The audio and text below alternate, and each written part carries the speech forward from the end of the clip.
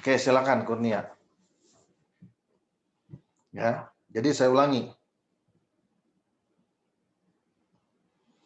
Jadi berpikir ilmiah itu artinya kita tadi ya berpikir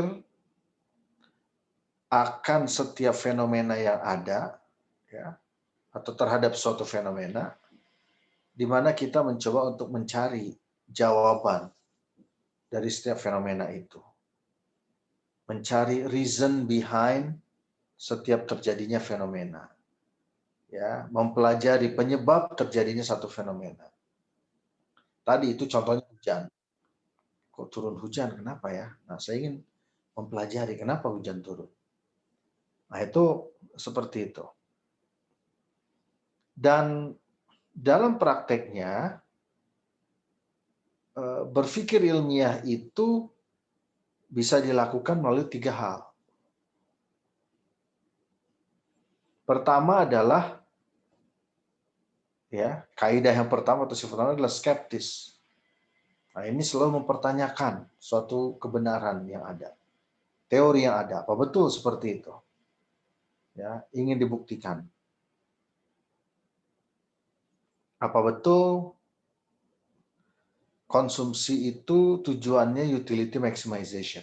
Boleh kita mempertanyakan. Questioning existing theory, nggak apa-apa. Ya, nah, itu karena itu nanti akan mendorong kita untuk mengembangkan cara berpikir ilmiah. Yang kedua, analitis. Jadi analitis itu artinya dia selalu mencari hubungan dari sesuatu yang diamati. Ya, hubungan A, B. Ya, apa sih hubungan antara inflasi dengan resesi? Ada nggak sih hubungannya? Nah, dia mencoba tuh mencari. Ada nggak hubungannya pricing margin murabahah, ya, besaran dari margin profitnya murabahah dengan efisiensi misalnya. Ada nggak hubungannya? Ya, nanti dia coba mencari hubungan-hubungan. Ya, nah itu namanya berpikir analitis. Nah, kemudian yang ketiga adalah kritis. Nah, kritis itu adalah kita memberikan justifikasi atau penafsiran dan pertimbangan terhadap temuan. Jadi kita mengkritisi. Atau sebaliknya, ya, kita bisa menjustifikasi kesalahan dari hasil kajian sebelumnya. Oh, kajian sebelumnya ini salah nih. Ya. Nah, kita bisa mendebat itu. Misalnya ada satu penelitian ilmiah tentang Islamicity Index. Islamicity Index itu yang dilihat misalnya hanya tadi faktor kebersihan, ketertiban, suka antri, yang gitu-gitu. Tapi nggak pernah tuh dilihat Islamicity Index itu misalnya konsumsi minuman kerasnya, perzinahannya misalnya. Nggak pernah tuh dimasukin. Sehingga akhirnya yang menang adalah kota-kota yang memang bersih. Jadi soalnya Islami yang seperti itu. Padahal itu partial. Nah, kita bisa tuh mengkritisi itu. Jadi kita jangan mudah percaya, oh kota paling Islami ini gitu. Negara paling Islami negara ini gitu. Kita jangan langsung percaya. Kita harus kritis. Ya, kita lihat temuannya seperti apa. Dan temuan itu dibangun di atas fondasi filosofis seperti apa. Dibangun di atas asumsi penelitian seperti apa. Nah, jadi kita harus kritis. Ya, kita harus kritis. Nah, ini adalah kaidah atau sifat berpikir ilmiah, ya. Nah, kemudian dalam proses pendekatan berpikir ilmiah ini ada cara berpikir deduktif dan ada cara berpikir induktif. Nah, ini ada dua nih. Ada deduktif, ada induktif.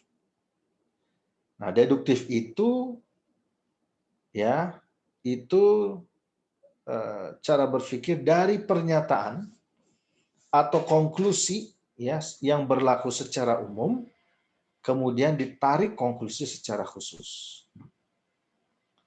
Nah, itu deduktif. Jadi general statement dulu, baru ditarik konklusi secara khusus. Nah, kalau cara berpikir induktif, ya, itu sebaliknya. Untuk memperoleh konklusi secara umum, nah kita ambil dari fakta-fakta yang bersifat khusus. Jadi fakta A, fakta B, fakta C, fakta D, diteliti, ini kan fakta khusus, nah kemudian diambil kesimpulan. Nah, itu namanya induktif.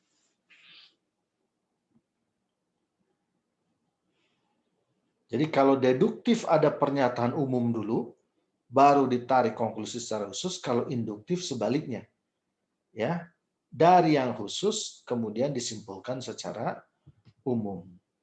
Dan dua-duanya bisa kita lakukan.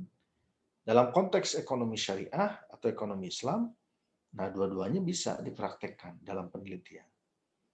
Kita bisa misalnya mengambil ayat, ya, ayat tentang utang, nah kemudian didalami, ya, secara khusus misalnya dalam konteks pinjaman online, bagaimana dampak pinjaman online misalnya, ya, berbasis bunga terhadap kesejahteraan masyarakat. Apa betul masyarakat yang pakai pinjaman online berbasis bunga itu jadi lebih sejahtera?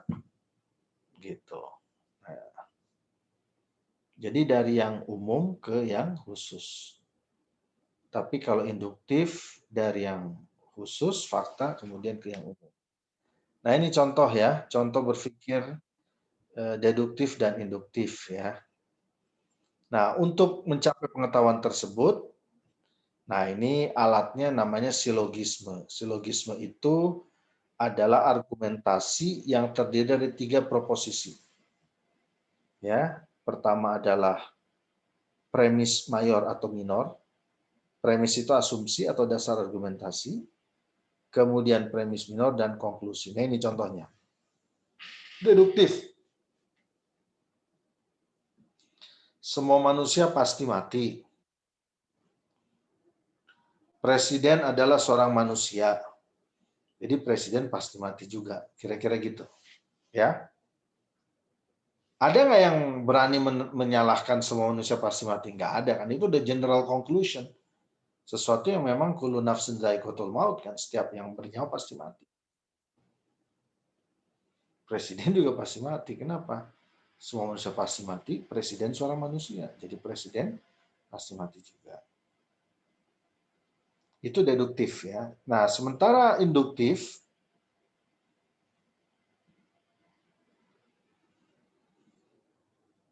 desa A di Kecamatan Darmaga, Kabupaten Bogor adalah desa miskin.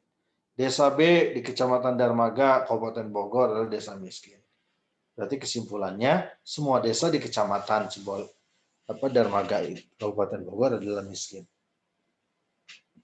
Nah, itu contoh induktif. Jadi fakta-fakta khusus, ya. Fakta desa ini, desa ini, desa ini. Semuanya punya kesamaan. Kesamaannya apa? Sama-sama miskin.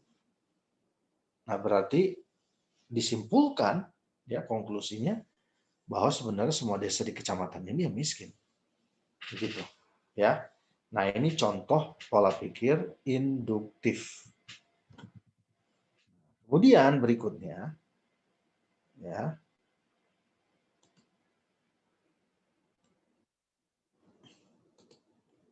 Kurnia, udah ya, udah ini. Ya, sudah, Pak.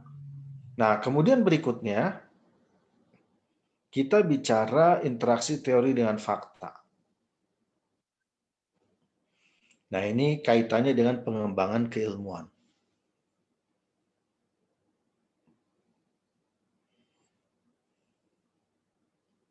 Ya, interaksi dalam konteks pengembangan keilmuan. Nah, tentu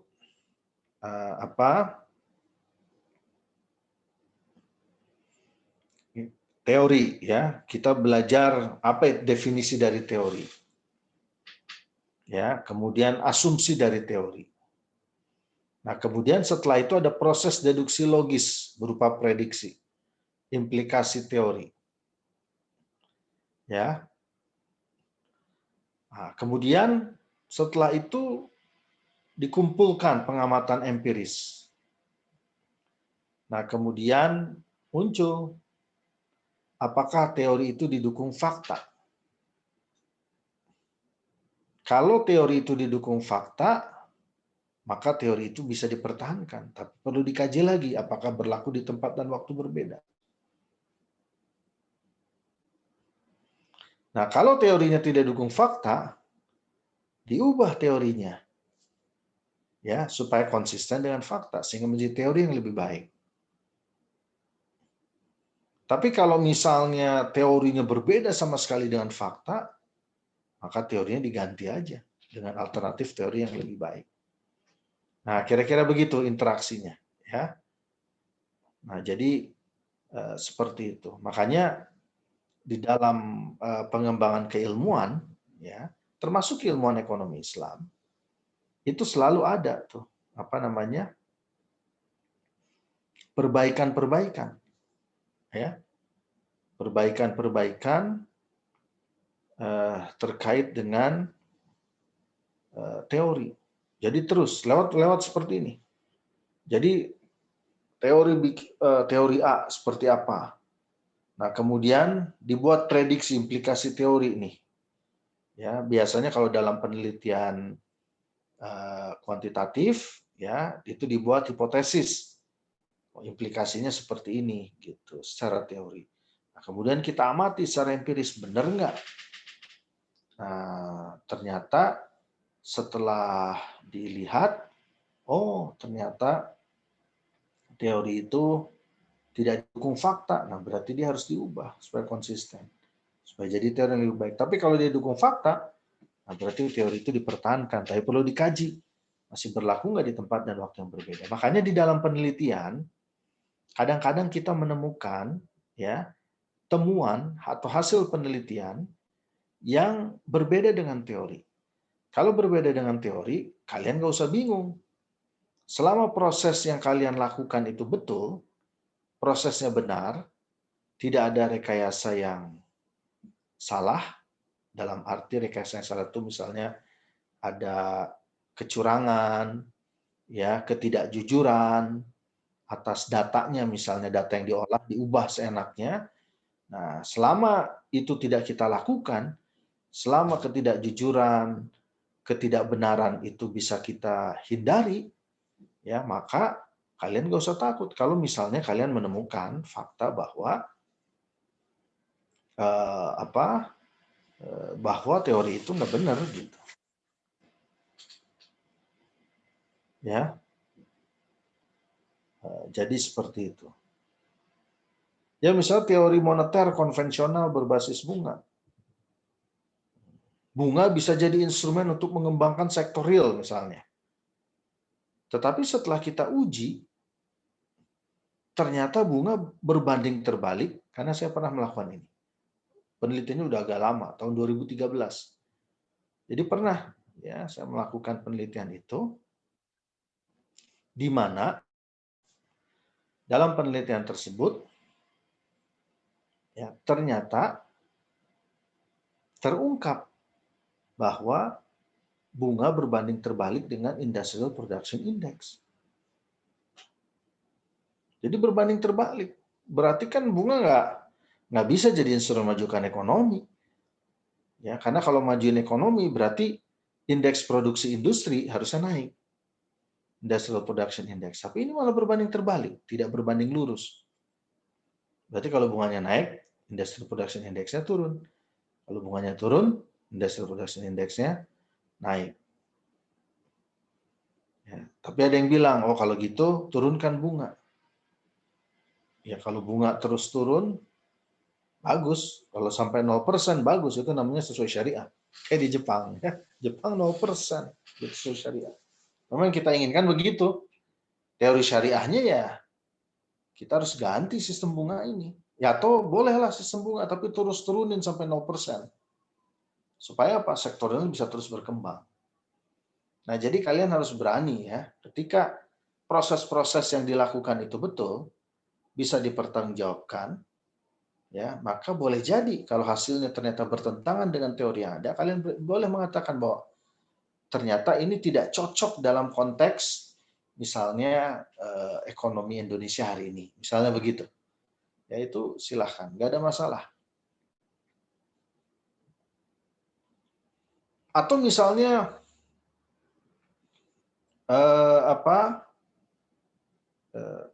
tentang rumah, ya harga rumah. Setiap kita kan meyakini pasti harga rumah itu naik terus dari waktu ke waktu. Tanahnya tetap, orangnya makin banyak. Ya berarti rumah otomatis makin naik harganya.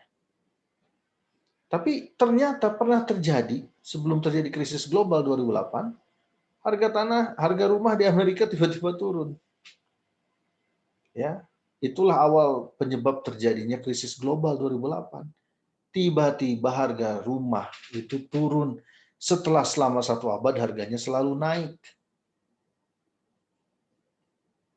Jadi kita itu tidak boleh meyakini.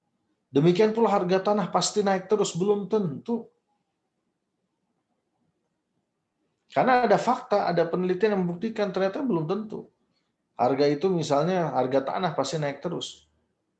Ya kalau terjadi kayak di Palu misalnya, likuifaksi, ya harga tanahnya jatuh lah, tanah yang tempat terjadi likuifaksi. Nggak ada yang berani lagi orang di situ. Ya, membangun rumah dan sebagainya. Jadi maksud saya adalah ini perlu diuji. Jadi gitu. Jadi maksud saya adalah bahwa teori-teori yang ada yang diajarkan itu boleh kalian uji. Ya, kalian uji melalui proses pengamatan, melalui proses penelitian, melihat fakta-fakta. Apakah fakta-faktanya itu mendukung teori tersebut atau tidak mendukung? Kalau fakta-fakta itu ternyata mendukung teori, nah teorinya itu berarti benar, bisa dipertahankan. Nah, apakah berlaku di waktu yang berbeda, tempat yang berbeda, terus hasilnya pasti berbeda atau sama? Nah, itu bisa diuji lagi. Begitu.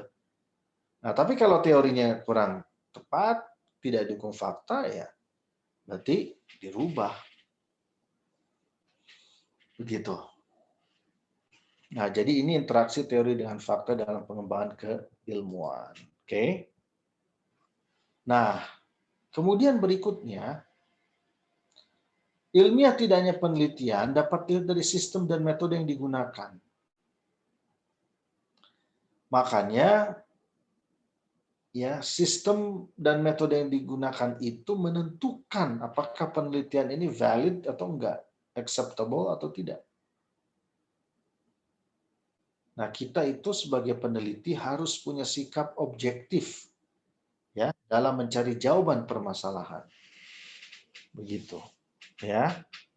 Nah, kita harus objektif dan prosedur dalam melakukan penelitian ini harus jelas, sistematis dan controllable. Terkendali. Artinya peneliti itu harus bisa mengendalikan proses penelitiannya dalam desain penelitian supaya penelitian ini berjalan sesuai dengan tujuan awalnya. Kenapa kita melakukan penelitian tersebut? Nah, jadi seperti itu. Dan objektivitas itu menjadi sangat penting. Ya, objektivitas. Artinya objektif ya sebenarnya objektif itu ya subjektif juga sebenarnya. Objektif itu subjektivitas yang dibungkus oleh argumentasi, dasar-dasar, reason. Ada proses reasoning di situ.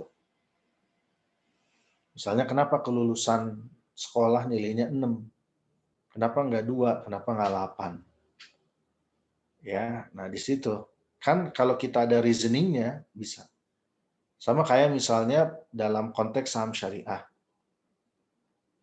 Saham syariah itu selain core bisnisnya sesuai syariah, yang kedua rasio keuangannya sesuai dengan standar yang berlaku. Apa standarnya? Pertama, rasio utang riba terhadap total aset itu maksimal 45%. Yang kedua, pendapatan non halalnya, pendapatan haramnya maksimal 10%. Nah, itu objektif. Pertanyaannya, kenapa 45%? Kenapa Malaysia 33%? Kenapa enggak 49%? Atau kenapa enggak 40%? Nah, jawabannya Desen yang penting mayoritas asetnya itu didapat dengan sistem non riba. Ya. Nah, jadi kalau 55% udah mending lah. Kenapa 55 itu pilihan, tapi begitu sudah dipilih menjadi parameter, jadilah kita menilai satu saham syariah atau tidak dengan parameter ini baru disebut objektif. Paham ya maksud saya ya? Jadi objektif di sini bukan apa kan kadang-kadang kita abstrak ya memahami objektif itu seperti apa. Objektif itu kan ya harus kita lihat apa parameternya kan. Nah sebenarnya dalam membuat parameternya itu subjektif, tapi karena ada proses reasoning yang kuat maka dan disepakati maka itu menjadi sesuatu yang sifatnya objektif. Ya, nah, jadi clear parameter. Jawaban objektif itu seperti itu. Jadi dia didasarkan pada standar. Ya, objektif itu berarti didasarkan pada standar. Nah, yang kita jadikan memang sebagai patokan nanti dalam menilai. Ya, kalau ternyata di atas itu berarti terima, kalau di bawah itu nggak diterima kan begitu. Jadi kalau misalnya total utang berbasis bunganya ya porsinya terhadap aset itu adalah 55%, nah berarti sangat objektif kalau kita mengatakan dia tidak termasuk ke dalam kategori saham syariah sehingga tidak bisa masuk ke dalam daftar efek syariah. Dia harus dikeluarkan kalau sebelumnya dia masuk dalam daftar efek syariah maka dia harus dikeluarin. Itu namanya objektif. Ya. Ketika kita menemukan saham ini ya ternyata rasio tadi utang ribanya udah 50% berarti kita keluarkan. Itu kita objektif namanya. Paham ya? Kurnia ngerti nggak Kurnia? Yang saya maksud. Kurnia? Iya. Ngerti ya? Vira ngerti Vira? Vira ngerti nggak? Kamu nggak nyimak ya? Nabila? Ini pada nyimak kan nih? Ngerti, Pak. Ngerti ya? Maita? Iya Pak, mengerti. Jadi intinya kita harus objektif, maksudnya di sini itu kalau misalkan sahamnya kita suka tapi padahal ribanya banyak, kita tetap jangan pilih saham yang begitu ya Pak. Iya. Oke. Ya. Jadi itu namanya objektif. Nah, dan termasuk objektif, kenapa objektif ini penting? Karena ini adalah ciri dari penelitian ilmiah ya. Termasuk objektif itu adalah kita tidak menyembunyikan fakta yang kita temukan. Ya kalau faktanya seperti ini mau gimana gitu. Ya. Kalau faktanya seperti ini mau gimana? Berarti kita harus cari apa penyebabnya begitu. Ya, jadi objektif tuh begitu, ya. Objektif itu prosedurnya jelas, ya, fakta-fakta nggak boleh disembunyikan karena fakta itu adalah informasi yang sangat penting di dalam kita melakukan penelitian. Ya. Nah, jadi begitu. Nah, kemudian karakteristik yang kedua selain objektif itu adalah empiris. Nah, ini kaitannya dengan dunia dan dapat diukur. Kalaupun ada peristiwa abstrak, seyogianya didefinisikan secara operasional.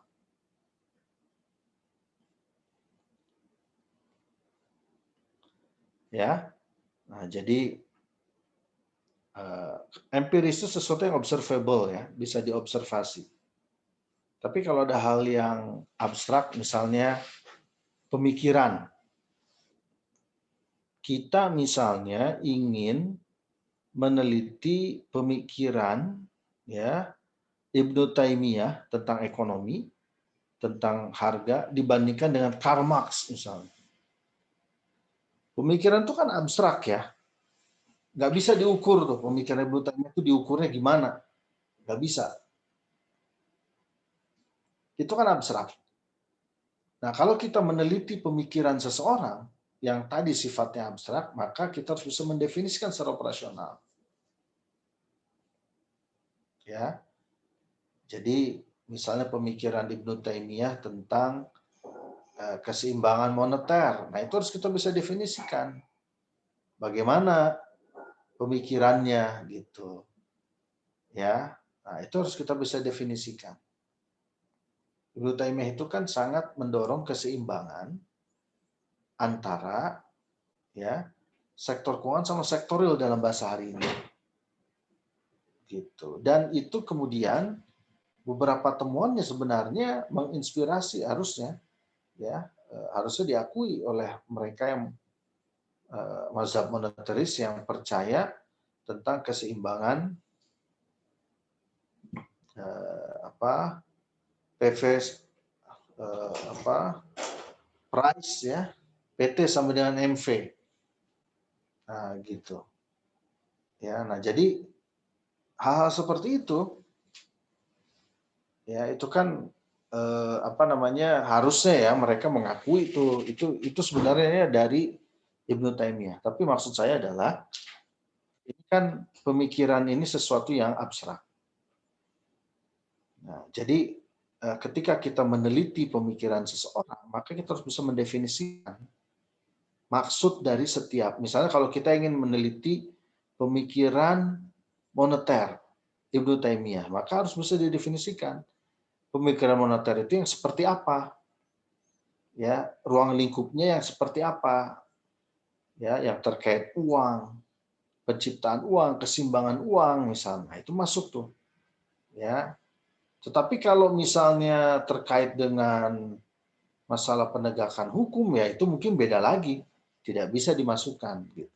Nah jadi itu yang maksud saya itu harus bisa didefinisikan. Sesuatu yang abstrak itu kemudian bisa didefinisikan, ya bisa difahami, kita batasi ruang lingkupnya supaya nanti penelitian itu tidak keluar dari definisi yang kita buat. Dan supaya pemikiran abstrak itu kemudian bisa kita apa? Kita bisa ekstraksi, kita bisa ambil, kita bisa simpulkan, gitu. Ya, bisa kita simpulkan. Nah itu contoh. Ya. Nah berikutnya harus sistematis. Penelitian ilmiah itu sistematis. Ya, dia harus punya referensi dari studi sebelumnya. Kita itu sering begini ya. Saya sering menemukan nih banyak mahasiswa yang mengatakan, Pak, setahu saya riset ini belum ada, gitu. Ya, dia mengatakan setahu saya riset belum ada karena dia belum baca atau bacanya masih sedikit. Makanya harus banyak baca. Karena rasanya sih apa yang terjadi hari ini, walaupun kita punya temuan-temuan misalnya, tapi mesti tetap ada keterkaitan dengan teori-teori yang ada sebelumnya. Ya, misalnya contoh, saya dengan Bu Laili membuat model CIBES, ada indeks kesejahteraan, indeks kemiskinan material, spiritual, indeks kemiskinan absolut. Saya berani mengatakan indeks kemiskinan material, indeks kemiskinan spiritual, indeks kesejahteraan yang menggabungkan antara material dan spiritual itu belum ada. Jadi ini temuan yang signifikan. Tetapi walaupun ini temuannya signifikan, bukan berarti tidak pernah terkait dengan teori-teori sebelumnya. Selalu ada ya studi-studi yang sebelumnya mencoba untuk memotret, dan itu sebenarnya menjadi bagian dari studi yang kita lakukan. Kita nggak bisa memisahkan, melepaskan. Nggak mungkin saya melepaskan dari teori misalnya indeks-indeks yang ada di dalam mazhab development economics. Dari teori headcount ratio, poverty gap, income gap ratio, Sen Index, Foster-Greer-Thorbecke Index, tingkat kedalaman, tingkat keparaan kemiskinan. Nggak bisa saya lepas dari itu, karena itu kan menginspirasi. Dan kita terkait dengan itu, cuman kita melengkapi apa yang tidak ada di situ. Yaitu dengan aspek spiritual. Nah, bagaimana kemudian mendefinisikan spiritual? Kan harus ada basis teori-teorinya. Ya, harus ada keterkaitan dengan knowledge, fakta, penelitian, informasi sebelumnya. Ya, harus terkait dengan Quran, karena ini kan kita bicara kemiskinan, kesejahteraan, harus terkait dengan hadis. Jadi semuanya kita harus punya referensi yang kuat. Nah, makanya ya salah satu elemen penting yang menentukan kualitas penelitian adalah seberapa dalam interaksi kita dengan literatur-literatur sebelumnya, dengan studi-studi sebelumnya. Nah, jadi gitu. Jadi sistematis ini artinya apa? Kita punya acuan, referensi, ya, acuan teori. Makanya nanti di dalam menyusun proposal penelitian, karena output dari mata kuliah ini kan kalian harus bikin ini ya, kalian bikin proposal penelitian. Nah, salah satu ciri proposal yang baik itu adalah ketika di dalam mengkonstruksi penelitian ini, dia juga mendasarkan kepada review literatur yang sudah ada sebelumnya. Yang literatur itu dibutuhkan sebagai dasar kita melakukan penelitian yang kita lakukan hari ini. Gitu, ya. Nah, jadi seperti itu. Makanya penting buat kalian untuk banyak membaca ya, supaya kalian mengenali literatur yang menjadi dasar referensi kalian melakukan penelitian. Nah, berikutnya prediktif ya. Jadi prediktif itu artinya ya, penelitian ilmu ini sesuatu yang dinamis dan berkembang. Nah, tentu ini ada kaitan dengan situasi hari ini maupun situasi yang akan datang. Nah, teori atau model yang digunakan itu semakin baik kalau memiliki daya prediksi yang semakin tinggi. Gitu. Ya. Daya prediksi yang semakin tinggi itu makin bagus. Makin kuat teorinya. Ya, makanya dalam Islam, dalam ekonomi Islam kita beruntung. Kita memiliki Al-Qur'an dan Sunnah. Di mana di dalam Al-Quran dan Sunnah itu ada informasi-informasi masa depan. Ada informasi-informasi yang menggambarkan kondisi ideal. Ya. Yang itu bisa dicapai ketika persyaratan-persyaratannya dipenuhi misalnya. Makanya teori-teori ekonomi Islam itu nggak boleh lepas dari Quran dan Sunnah. Kenapa? Karena di dalam Quran dan Sunnah itu banyak sekali informasi penting yang bisa dijadikan sebagai pijakan di dalam kita mengkonstruksi teori. Gitu. Ya. Nah, ini karakteristik dari penelitian ilmiah. Oke. Nah, berikutnya satu penelitian kadar ilmiahnya itu ya, kadar ilmiah dari satu penelitian, kenapa saya pencetin? Maaf. Itu dilihat dari dua hal. Pertama, kemampuannya memberikan pengertian, understanding, tentang masalah yang diteliti. Dan yang kedua, kemampuan untuk meramalkan, prediction.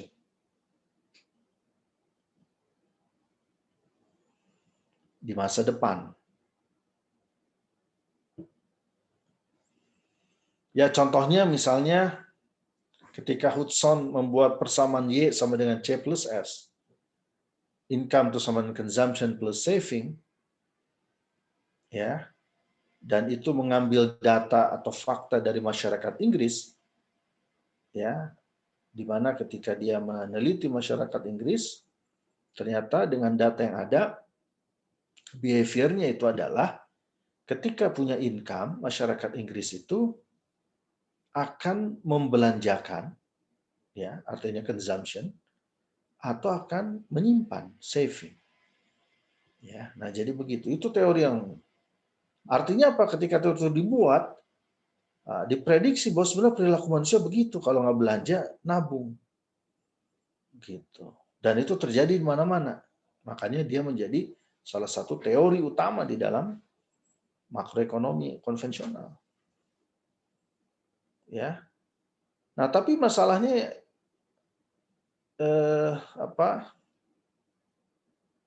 itu belum akomodasi dari sisi syariah. Dan ternyata hari ini orang itu ketika punya income, dia bukan hanya bicara consumption dan saving, dia bicara sharing, berbagi. Gitu, dalam bentuk ziswaf misalnya.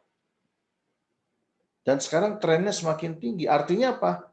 Ya teorinya itu nggak berlaku sekarang gitu. Kenapa? Karena ternyata orang tidak hanya consumption, saving, tapi juga sharing dalam bentuk zakat, infak, sedekah, wakaf.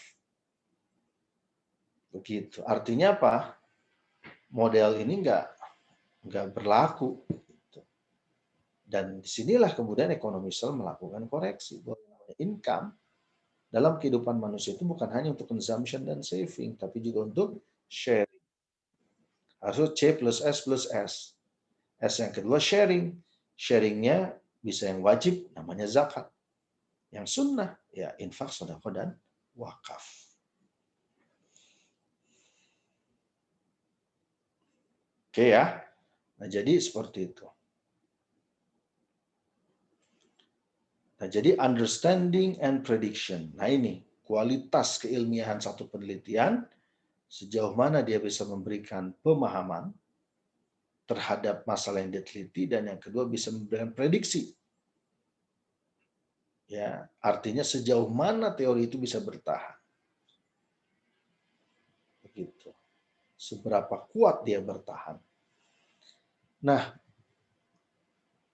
berikutnya, hasil satu penelitian dapat menjadi ilmu pengetahuan jika telah disepakati oleh banyak kalangan akademisi. Teori planned behavior misalnya, Theory of Planned Behavior, TPB. Ketika diungkap pertama kali, nah itu biasa. Tapi begitu sudah diterima banyak pihak, dia jadi ilmu.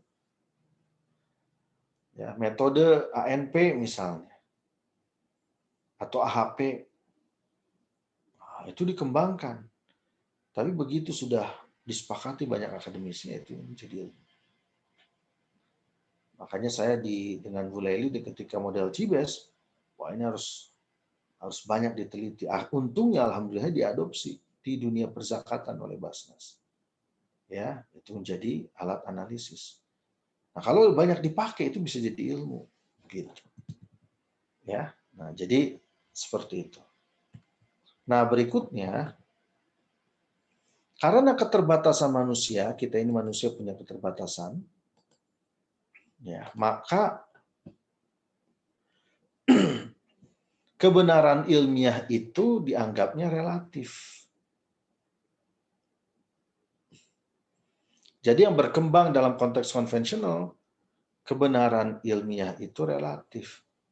Karena kenapa relatif? Karena definisi benarnya tergantung sudut pandangnya.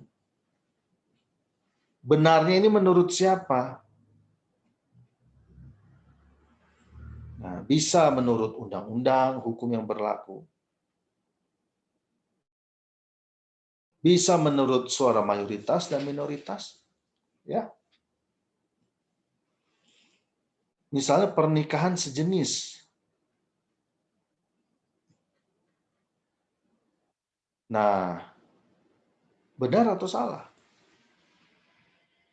Kalau dalam konteks kita itu salah. Tapi kalau dalam konteks masyarakat Belanda, itu mereka menganggapnya benar. Karena mereka bicara lewat suara mayoritas minoritas. Ya, lewat proses politik. Kalau di Indonesia gimana? Nggak bisa. Karena dari sisi hukum, dari sisi agama, itu nggak benar. Nah, jadi di situ. Ya, itulah relativitas. Tetapi, kalau dalam konsep ekonomi Islam, tetap ada yang namanya kebenaran mutlak. kebenaran mutlak itu dalam ekonomi Islam ya yaitu pada ajaran Islam. Dan kebenaran mutlak itu adalah pada Al-Quran dan Sunnah. Jadi itu ya. Jadi kalau di ekonomi konvensional ya benar tidak itu relatif tadi tergantung sudut pandang kebenaran mana yang dipakai. Tapi kalau dalam ekonomi Islam, parameter pertama dan paling fundamental dalam menentukan nilai-nilai kebenaran itu adalah kitab suci Al-Quran dan juga sunnah Rasulullah SAW. Jadi begitu, ya. Nah ini makanya benar itu menurut kita parameternya harus dari Al-Quran dulu. Gimana dengan hukum? Hukum boleh jadi seperti bunga ya, secara hukum kan boleh. Tapi kalau dari perspektif ekonomi syariah ya nggak boleh. Kenapa? Karena di Quran nggak boleh. Nah, apakah kemudian kebenaran bunga, kebenaran bahwa bunga itu adalah riba, itu menjadi relatif? Ya, kalau dalam perspektif ekonomi Islam, tidak. Karena dia bertentangan dengan ajaran agama, dengan Quran dan Sunnah. Tapi meskipun bertentangan, bukan berarti ya kita bisa melanggar hukum, kira-kira gitu. Enggak. Ya, enggak. Kita tetap ada batasan hukum. Nah, karena itu yang kita perjuangkan adalah mencari alternatif dari sistem bunga, tetapi bekerja di dalam sistem hukum existing yang ada hari ini. Kalau sistem hukumnya belum mengakomodasi, maka kita perjuangkan melalui proses politik. Makanya dalam ekonomi syariah itu ada juga namanya ekonomi politik syariah. Contohnya apa? Dulu ketika kita bikin bank syariah yang pertama, Bang Muhammad, itu kan nggak ada undang-undangnya sebenarnya. Kalau kita bekerja di dalam sistem perbankan saja saat itu, nggak ada ruang buat bank syariah. Tetapi kita mengupayakan supaya berdiri bank syariah. Apa yang kita lakukan? Apa kita melanggar hukum? Enggak. Kita dorong. Ada reformasi hukum. Makanya tahun 98, Undang-Undang 10 nomor tahun 98, Undang-Undang nomor 10 itu mengakomodasi perbankan syariah. Sampai akhirnya kita punya Undang-Undang Perbankan Syariah sendiri tahun 2008. Undang-Undang nomor 21 tahun 2008. Paham ya? Jadi relativitas itu tergantung parameter yang digunakan. Tetapi dalam ekonomi syariah, parameter pertama dan mendasar untuk menentukan kebenaran itu adalah Al-Quran dan Sunnah.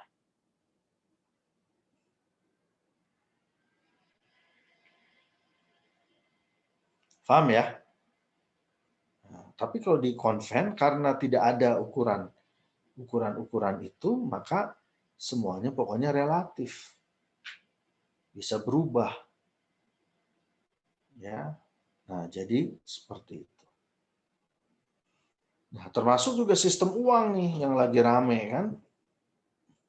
Ya hari ini kita susah lah kalau untuk mendorong gold monetary system. Cadangan emas kita aja, gold reserve kita itu hanya 3,7% dari cadangan devisa.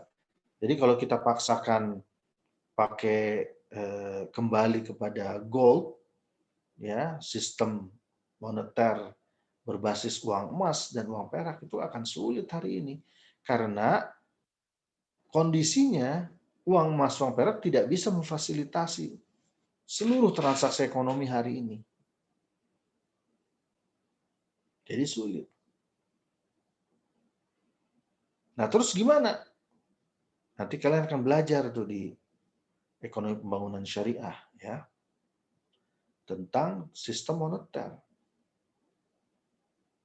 Terus gimana dong? Nah kita harus lihat Islam ada nggak alternatif yang lain? Ada gold backed monetary system. Penciptaan uang di backup oleh emas. Nah sekarang kita lihat mungkin nggak hari ini? Ya mungkin agak sulit dalam konteks Indonesia.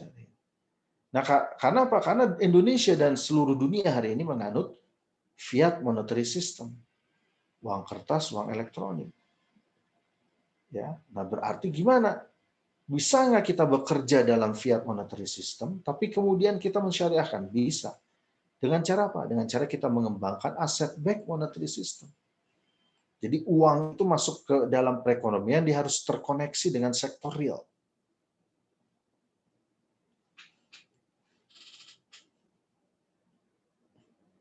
Ya, jadi uang itu masuk. Misalnya uang dari perbankan masuk ke sektor real, gimana caranya? Ya tadi harus terkoneksi. Uang masuk ke perekonomian harus terkoneksi sektor real. Kalau uang keluar dari bank dengan skema murabahah akan valid kalau ada barang yang diperjualbelikan. Kalau uang keluar dengan skema mudharabah, ya maka dia akan valid kalau ada proyek sektorial yang menjadi dasar acuan dari pembiayaan mudharabah itu. Nah, asset backed monetary system, makanya saya katakan yang paling logis untuk kita kembangkan adalah asset backed monetary system dengan cara kita memperbesar volume industri keuangan syariah. Karena di dalam industri keuangan syariah tidak bisa uang beranak uang tanpa dia terkait dengan sektor real. Nah, jadi begitu. Jadi kita bisa bekerja dalam existing system, dimodifikasi, sehingga walaupun mata uangnya kertas, tapi karena dia terkait dengan sektor real, dan itu diputuskan oleh negara, ya berarti itulah jawaban kita hari ini. Ya, nah, jadi begitu. Jadi memang ini menarik dalam menentukan, mendefinisikan kebenaran. Tapi patokan kita adalah Al-Quran dan Sunnah. Itu yang paling utama. Tidak bisa kita membiarkan ya kebenaran itu relatif selamanya, tidak. Tetapi boleh jadi interpretasi itu boleh jadi ada kekeliruan interpretasi. Begitu. Karena sama-sama merujuk ke Quran, ke Sunnah, tapi terus kan ada ruang juga perbedaan interpretasi. Nah, berarti disitulah kita Islam tuh memberikan kaidah-kaidah. Ya, misalnya kaidah darul mafasid muqaddamu min ala jalbil masalih. Menghindari kemadharatan lebih diutamakan daripada mendapatkan kemaslahatan. Misalnya begitu kaidahnya. Atau ad-darar yuzalu. Ya, setiap kemadharatan itu harus dihilangkan. Nah, itu contoh kaidah-kaidah bagaimana kita akhirnya mencari jalan keluar. Ya, apalagi dalam ekonomi, mana yang memudahkan? Ya, makanya ada at-taisir al-manhaji, ya. Dalam fikihnya DSN, MUI itu ada kaidah, ya, at-taisir al-manhaji. Jadi kita memilih mana yang memudahkan. Jadi ketika kita bicara sistem moneter, mana yang memudahkan? Nah, itu yang kita gunakan. Tapi harus valid. Nah, disitulah ruang-ruang interpretasi itu boleh jadi ada perbedaan interpretasi. Makanya perlu ada dialog. Ya, perlu ada dialog. Gitu. Ya. Nah, itu yang menurut saya ya itu menjadi penting dalam merespon dinamika dirham. Itu perlu ada ruang dialog gitu. Ya, perlu ada ruang dialog kemudian kita presentasikan secara saintifik. Gitu. Jangan jangan sampai tertutup ruang dialog itu. Bahwa seperti kasus yang di Depok ya, yaitu silahkan ada proses hukum ya kita hormati proses hukum. Tapi dalam konteks akademik, ya ide-ide tentang sistem moneter ini harus didiskusikan secara terbuka. Nah, jadi begitu. Nah, ini kan relatif juga jadi akhirnya.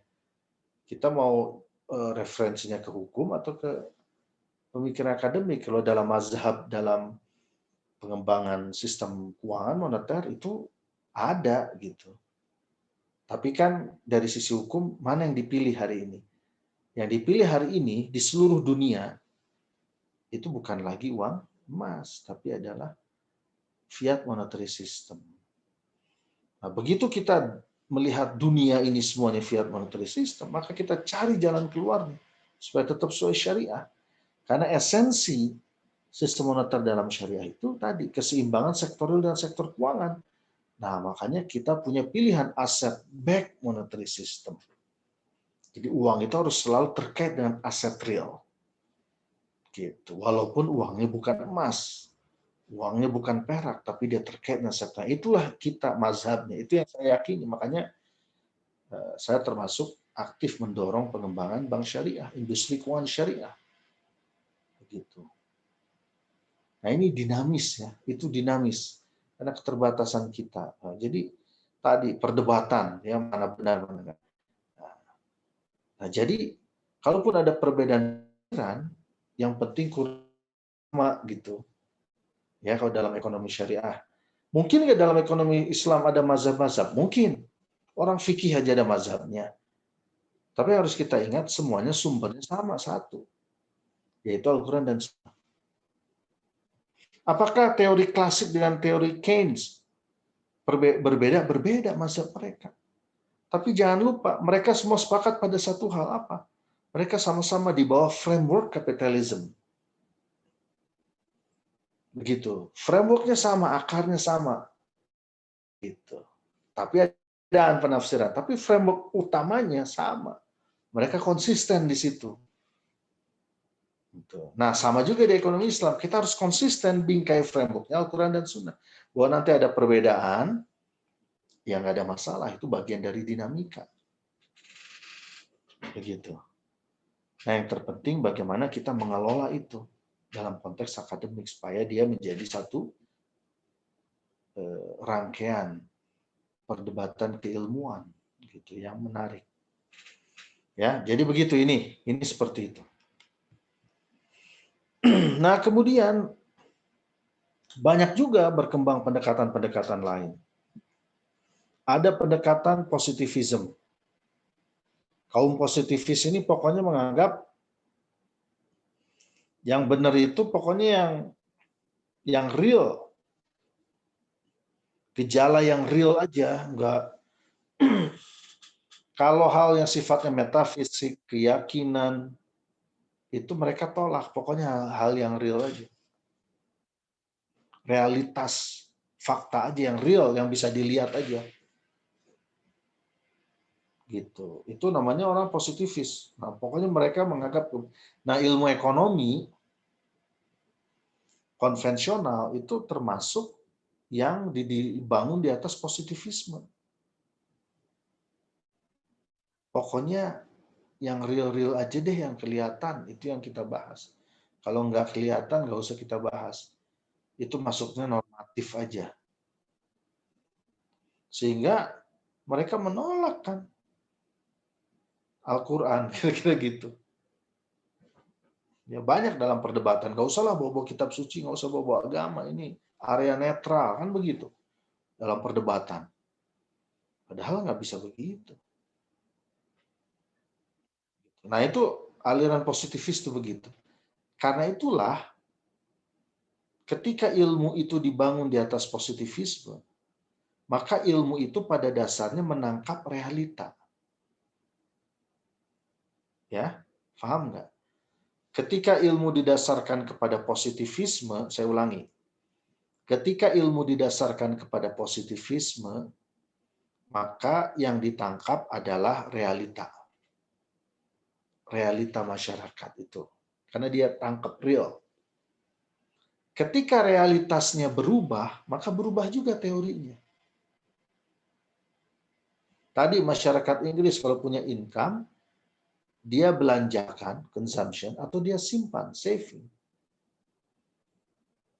Tapi realitas masyarakat Indonesia nggak begitu banget. Ada berbaginya orang. Kita suka gotong royong kok, kita suka tolong menolong, kita suka berbagi, ya suka berbagi makanan dengan tetangga, kan kita begitu. Nilai-nilai itu. Artinya apa? Nggak hanya consumption atau saving, tapi ada sharing. Artinya apa? Teori itu menjadi tertolak akhirnya karena realitas masyarakatnya berbeda-beda. Begitu. Makanya lahir banyak mazhab di ekonomi konvensional. Nah kalau di syariah, kita parameter tetap sama. Nah kalau ada perbedaan, realitas masyarakatnya beda nih, nggak ada tuh yang berbagi, nggak ada yang zakat, nggak ada yang ini. Nah berarti yang harus kita ubah adalah bukan kita mengubah ayatnya, Tapi yang kita lakukan adalah mengubah caranya supaya orang mau berbagi. Makanya disitulah ada dakwah. Nah, jadi itu karakternya ya. Pokoknya kita parameternya, patokannya Al-Quran dan Sunnah. Ya, kalau ada yang nggak sesuai, nah, kita bicara gimana cara supaya dia sesuai.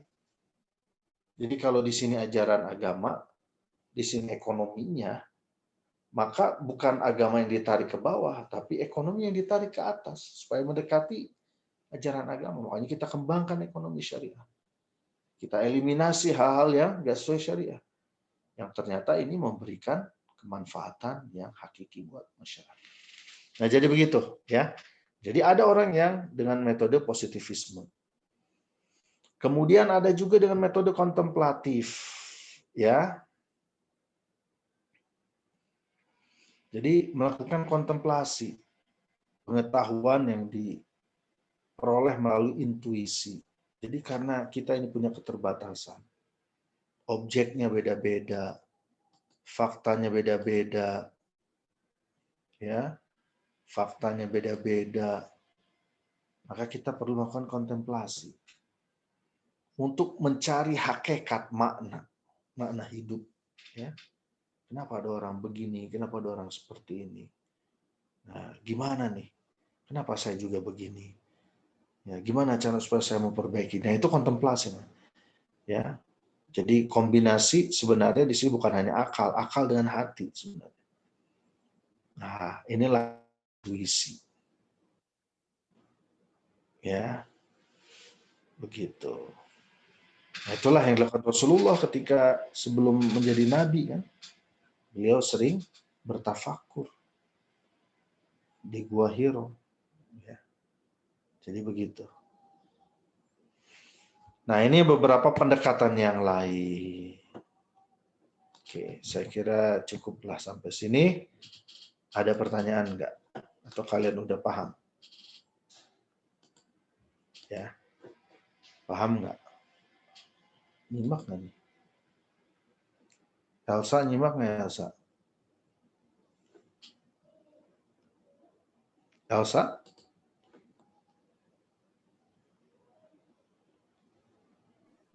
Nyimak, Pak. Oke.